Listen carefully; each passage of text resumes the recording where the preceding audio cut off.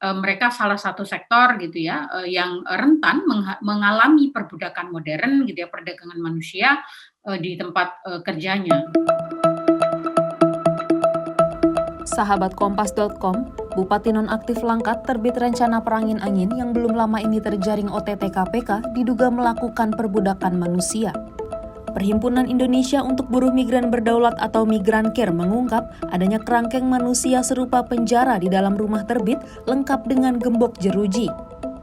Diketahui Bupati Langkat pada 2021 lalu sempat mengklaim bahwa kerangkeng itu untuk rehabilitasi narkoba yang sudah ada sejak 2012. Namun, Migrancare menerima laporan bahwa kerangkeng itu digunakan sebagai penjara bagi para pekerja sawit yang bekerja di ladang Bupati tersebut. Bahkan para pekerja diduga hanya diberi makan 2 kali sehari secara tidak layak, mengalami penyiksaan dan tak diberi gaji.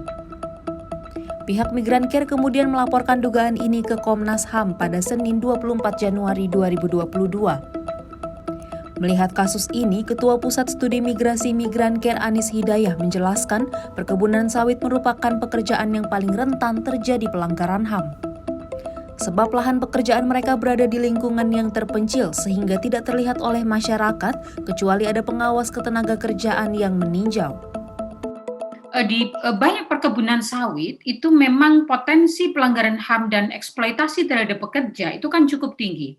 Karena mereka berada di remote area ya, sawit itu kan selalu di wilayah yang cukup terpencil gitu ya, jangkauan publik terbatas gitu, jangkauan luar pekerja-pekerja di sana itu juga terbatas gitu, sehingga bukan daily activity yang orang bisa lihat setiap hari, oh ini sedang bekerja gitu kan, tidak gitu, kecuali pengawas ketenaga kerjaan datang gitu ya, ada studi yang datang dan lain sebagainya, itu nyaris tidak terjangkau gitu, sehingga kemudian mereka salah satu sektor gitu ya, yang rentan mengalami perbudakan modern gitu ya, perdagangan manusia di tempat kerjanya.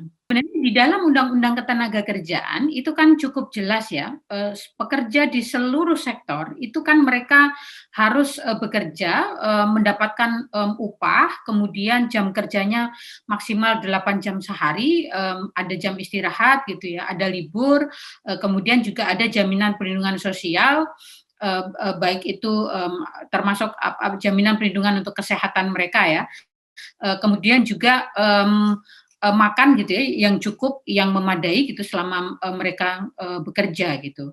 Jadi mestinya itu termasuk di sektor sawit, mereka juga berhak mendapatkan itu ya, berbasis kontrak kerja yang jelas gitu. Nah, kalau di sini itu kan ada dugaan mereka dipekerjakannya itu secara paksa gitu, sehingga tidak bisa menolak karena atas alasan rehabilitasi gitu, sehingga memang ya tidak ada kontrak kerja, tidak ada gaji gitu. Karena itu Anis berharap pihak berwenang memberikan pengawasan yang lebih intensif di perkebunan sawit lainnya. Sebab potensi pelanggaran HAM seperti kasus di Langkat dapat terjadi dimanapun.